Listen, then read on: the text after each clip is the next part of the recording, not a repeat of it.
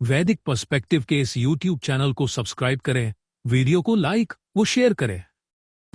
ओम त्वं नो अग्ने पितृरूपस्थ आ देवो देवेश्व वनवद्य जागृवी तनु कृतबोधि प्रमितस्य कार्वे त्वं कल्याणवसु विश्वमो पिशे।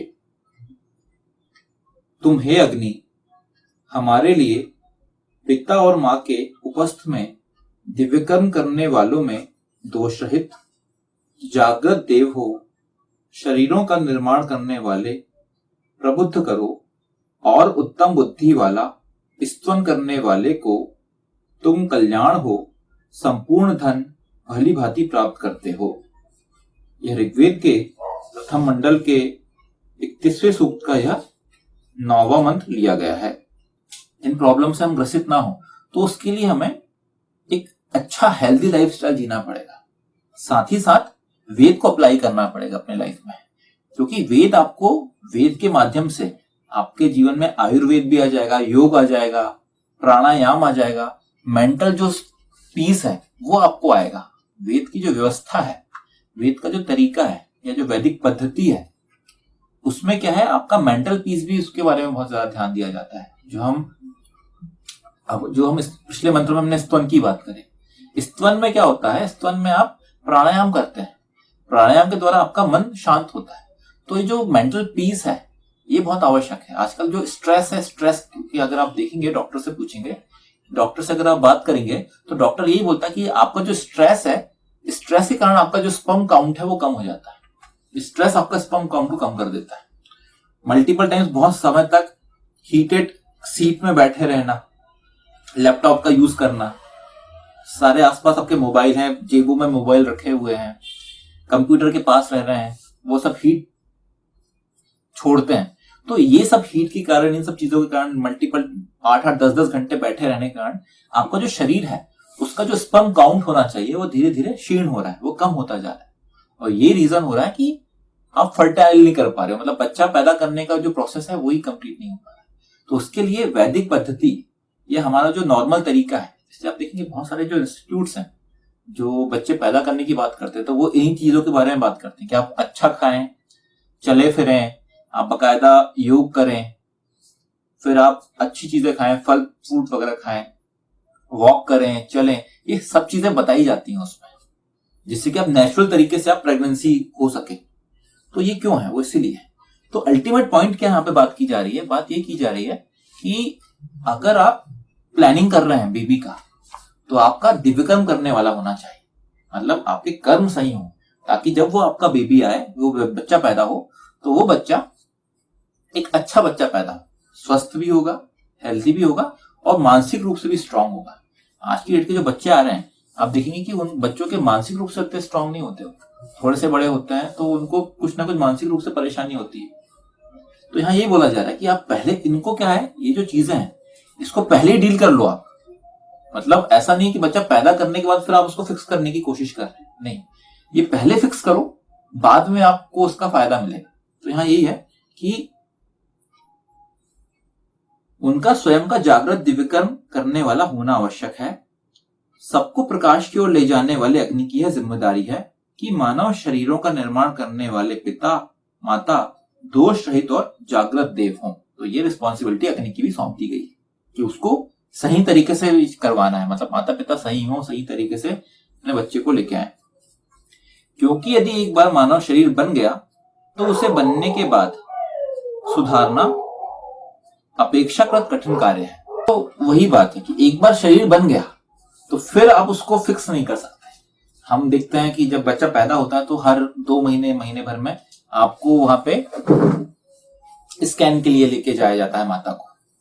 उसमें हर तरीके के स्कैन होते हैं, हर 2 महीने के बाद वो पूरा पेट को वहां पे चेक करके वो स्कैन करते हैं। वो चेक करता है डॉक्टर कि कौन कौन से अंग किस तरीके से बन रहे हैं, वो आपको बताता भी है। पिता को बताता है कि देखो अभी इसका हार्ट बनना चालू हो गया, इसके पैर बनने चालू हो गए, वो सब चीजें बनती हैं।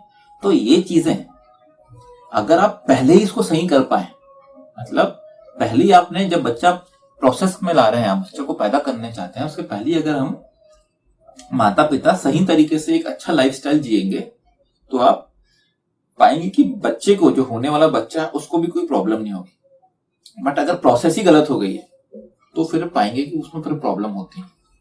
तो यहाँ यही बोला जा रहा है कि शरीर जब बनता है, शरीर बनने के पहले ही उसको ठीक कर दो आप, मतलब प्रोसेस में ही ठीक कर दो चीजों को, शुरू में ही ठीक कर दो। एक बार बच्चा बन गया, एक बार बच्चा पैदा हो गया तो फिर उसको सही करने में प्रॉब्लम है। तो यहाँ यही बोला गया कि यदि एक बार मानव शरीर बन गया तो उसे बनने के बाद सुधारना अपेक्षाकृत कठिन कार्य है।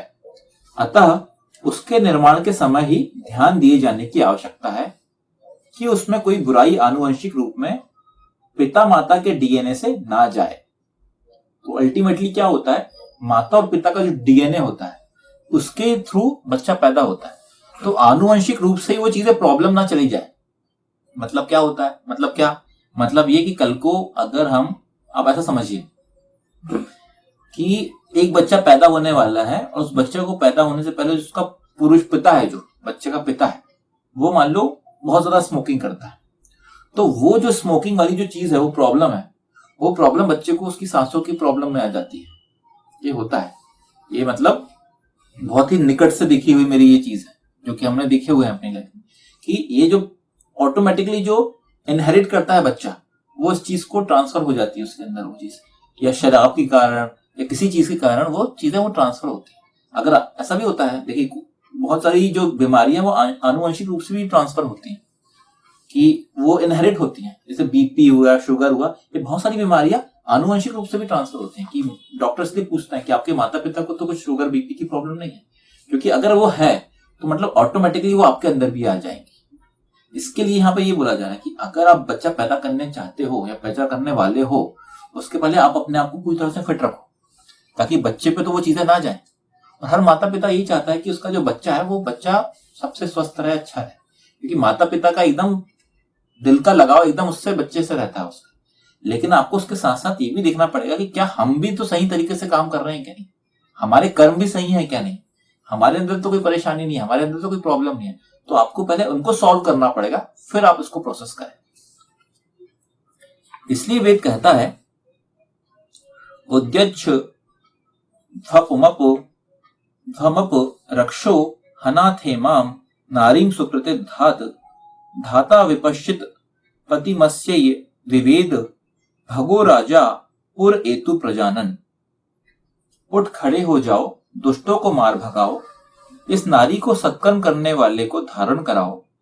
अभिप्रेरित धारक पालक विशेष रूप से इसके लिए पति को जाने, लोकप्रिय राजनायक इसके प्रजनांग हेतु आगे आए। अथर्ववेद कांड 14 सूक्त 1 मंत्र 59। वितिष्ठन्ताम मातुरस्या उपस्था नाना रूपा पश्वो जायमानाः सुमंगल्युप सीदेम अग्निम संपत्नी प्रति भूषेह देवान। इस मां के उपस्थ प्रजनांग को आगे आने दो, नाना रूपी पशु जन्म ले रहे हैं। सुमंगली सत्कर्म करने वाली सम्यक पत्नी प्रकाश की ओर ले जाने वाले अग्नि के निकट बैठे दिव्यकर्म करने वालों को यहाँ आभूषित करें। अथर्ववेद कांड 14 सूक्त 2 मंत्र 25। अतः मानव शरीरों के निर्माण करने वालों को जागृत देव होना अति अनिवार्य है। मतलब क्या बोला गया यहाँ पे, जो पिछले 2 मंत्र लिए गए यहाँ पे, जो रेफरेंसेस के लिए जो मंत्र लिए गए हैं, उनका मतलब ही यह है, उनका मतलब यही है कि आपको पति और पत्नी को सुकृत और सुमंगली होना पड़ेगा, और फिर आप अपने बच्चे को लेके आए इस दुनिया में। क्योंकि अगर आप ये नहीं कर पाएंगे, मानव शरीरों के निर्माण करने वाले को जागृत देव होना अति अनिवार्य है। मतलब अगर आप सही तरीके से चीजों को फॉलो नहीं करेंगे, अपनी लाइफ में आप खुद भी डिसिप्लिन्ड नहीं रहेंगे, अच्छे कर्म करने वाले नहीं बनेंगे, तो फिर आपको आगे चल के प्रॉब्लम होगी, परेशानी होगी। और ये है एक्चुअल में, क्योंकि प्रॉब्लम क्या है, हम बहुत सारी चीजों को नेग्लेक्ट कर देते हैं। आज की डेट में सबसे बड़ी परेशानी यह है कि इस बारे में सोचा ही नहीं जाता।